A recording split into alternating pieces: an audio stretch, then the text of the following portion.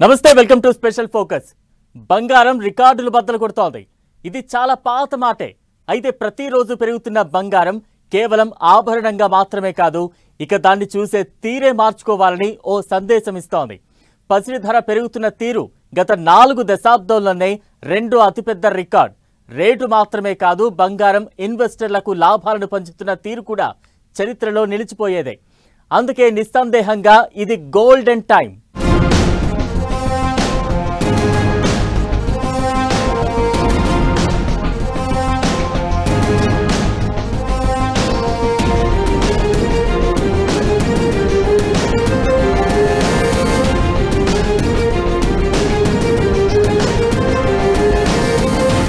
Gold కాల పరీక్షని తట్టుకుని నిలిచిన మెటల్.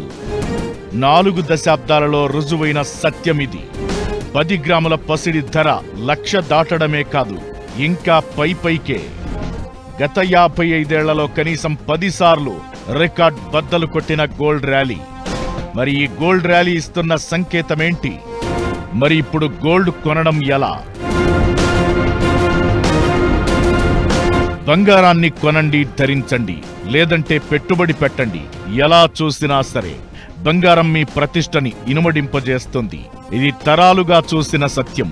ఇప్పుడు తులం బంగారం రేటు ఓ సాధారణ వ్యక్తికి కొనుగోలు చేయాలంటే చాలా కష్టమైపోయింది. రేటు 1,25,000 దగ్గరగా ఉంది. గతంలో ఓ కారు కొనడం ఎలా లగ్జరీగా ఉండేదో, ఇప్పుడు తులం బంగారం కొనడం కూడా దాదాపుగా అంతే మారింది. వీటి ధరల్లో తేడా ఉండొచ్చేమో గాని బంగారం నిత్యావసరం కాదు కాబట్టి ఇలా పోల్చాల్సి వస్తోంది. వాస్తవంగా చూస్తే బంగారానికి దానికంటూ సొంతంగా విలువలేదు. ఇన్వెస్ట్మెంట్ గురు వారెన్ బఫెట్ మాటల్లో అయితే ఇది జస్ట్ ఓ మెటల్ మాత్రమే. కానీ ఇదే గోల్డ్ రేటు గత 3 దశాబ్దాల్లో తన ప్రతాపం చూపించింది. ఆభరణంగా ధరించొచ్చు, దర్జా వలకబోయొచ్చు.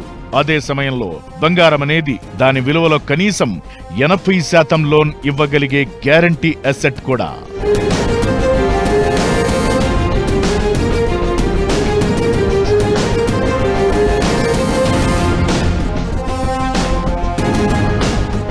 ప్రస్తుతం గోల్డ్ నడుస్తున్న ర్యాలీ 1979 తరువాత ఇదే ప్రథమం.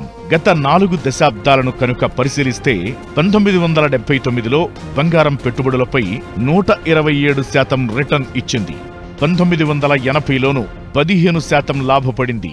ఆ తరువాత 1988లో మాత్రం 15% నష్టపోయింది. 2007లో 31% లాభపడింది. 2008లో 6% ర్యాలీ చేసింది. 2010లో 27.7%, 2011లోనూ 10% లాభపడింది. 2024లో 26.6% పెరిగింది. ఇక 2025లో బంగారం ధరలు దడదడలాడించేశాయి. ఈ ర్యాలీ ఎక్కడ ఆగుతుందో కూడా తెలియదు. గత 4 దశాబ్దాల్లో ఒక్క 2008 మినహా అన్ని సంవత్సరాల్లో అమెరికన్ ఈక్విటీ మార్కెట్లు, క్రూడాయిల్ కూడా కాస్తో కూస్తో లాభాల్లో ఉన్నాయి. 2008లో అమెరికన్ స్టాక్ మార్కెట్లు 38% నష్టపోతే క్రూడాయిల్ రేటు ఏకంగా 48% పతనమైంది. సాధారణంగా గోల్డ్ రేట్ పెరిగినప్పుడు ఇతర మార్కెట్లలో నష్టాలనే కారణంగా చెబుతుంటారు. అయితే అది ప్రతి ఏటా జరగలేదని ఈ డేటా చెబుతోంది. ఇక ఒక్క స్టాక్ మార్కెట్లనే గమనించిన గత 55 ఏళ్ల చరిత్రలో 1980, 2010లో మాత్రమే ఈక్విటీ మార్కెట్లు గోల్డ్ కంటే లాభాలను పంచాయి. మిగిలిన ప్రతి 5 ఏళ్లను లెక్కబెడితే బంగారమిచ్చిన రాబడి స్టాక్ మార్కెట్లు పంచలేకపోయాయి. సో ఈ లెక్కలు చూస్తే గోల్డ్ ఈజ్ గోల్డ్, బంగారాన్ని మించిన పెట్టుబడి మరోటి లేదనేగా. అంతర్జాతీయంగా దేశాల మధ్య ఉద్రిక్తతలు గ్లోబల్ ఇన్వెస్టర్లను గోల్డ్లో పెట్టుబడుల వైపు మళ్లించాయి. అలానే డాలర్ పతనం కూడా మరో కారణమవుతోంది. ఇవన్నీ కలిపి మన దేశంలోనూ బంగారం ధరలను బగ్గుమని మండిస్తున్నాయి.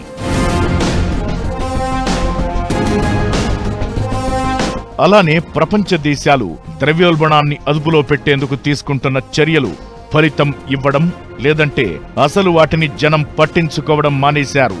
దానికి తోడు ప్రతి దేశపు సెంట్రల్ బ్యాంకులు గోల్డ్ను కొంటుంటే ఇక ఇన్వెస్టర్లు మాత్రం ఆ ట్రెండ్ని ఫాలో అవ్వకుండా ఎలా ఉండగలరు? అందుకే బంగారం రేటు ఇలా పరుగు పెడుతోంది. పట్టుకోండి చూద్దామంటూ సవాళ్లు విసురుతోంది.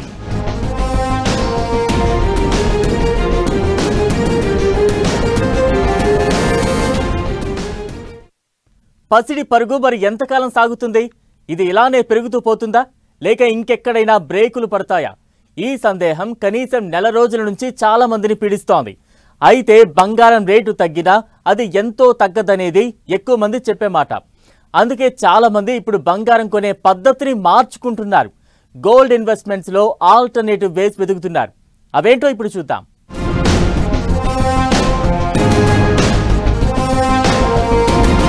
ఈ ఏడాదిలో ఇప్పటికే 45% జంప్ అయిన రేటు, 2 ఏళ్లలో రెట్టింపైన బంగారం ఇప్పుడిక మరో గేర్ మార్చుతుందా? పెరిగిపోతున్న digital gold sales, ETF investments లో టాప్ 7.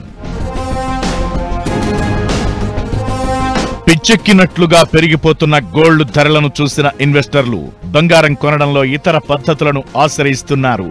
డిజిటల్ గోల్డ్ ETFలలోనూ పెట్టుబడి పెడుతున్నారు. 1979 తరువాత ఈ స్థాయిలో లాభం పంచిన మరో సంవత్సరం లేదు.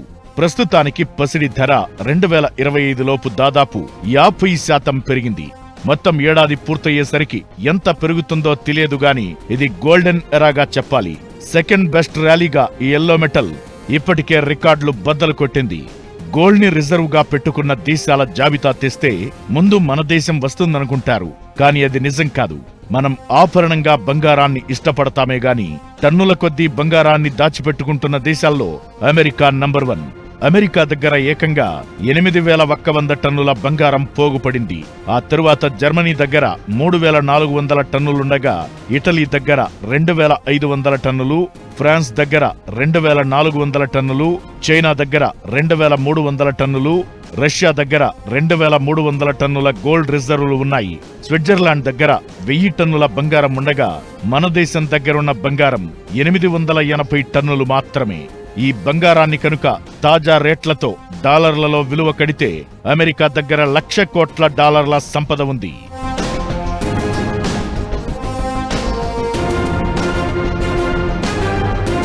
ఇలా దేశాలకి దేశాలు బంగారం నిల్వలను దాచిపెడుతున్నప్పుడు అదే ట్రెండ్ డిమాండ్ అండ్ సప్లై సూత్రం ఆధారంగా ఔన్సుల్లో గోల్డ్ రేటు రికార్డులు సృష్టిస్తోంది. అందుకే ఆల్ టైమ్ రికార్డ్ రేటు ఔన్సుకి $3,901 పలికింది. ఇది $4,000 మార్క్ దాటడానికి పెద్ద టైం కూడా పట్టదు. అందుకే బంగారం కొనడానికి ఇతర మార్గాలను అన్వేషిస్తున్నారు. గోల్డ్ ఎక్స్చేంజ్ ట్రేడెడ్ ఫండ్స్ లో పెట్టుబడులు పెరిగాయి. Gold exchange traded funds value 8.9 బిలియన్లుగా ఉంది. అందులోనూ ఈ ఏడాదిలోనే ఇప్పటి వరకు బంగారం ETFలలోకి పెట్టుబడులు 1.35 బిలియన్లు కాగా, డిమాండ్ 12.5% పెరిగింది. ప్రస్తుత త్రైమాసికంలో బంగారు ETFలలో $371 మిలియన్ పెట్టుబడి పెట్టాయి. వీటిలో ఒక్క ఆగస్టు నెలలోనే 5th లార్జెస్ట్ ఇన్వెస్ట్మెంట్స్ 232.6 మిలియన్లను రాబట్టింది. ఇదే ETFల రూపంలోని ఫిజికల్ గోల్డ్ ని లెక్కిస్తే 70 టన్నులుగా తేలుతుంది. ఇంత కొనుగోళ్లకి కారణం బంగారాన్ని ఏదో రూపంలో కొనుగోలు చేయడం, లేదంటే లాభాలను ఒడిసి పట్టడానికే.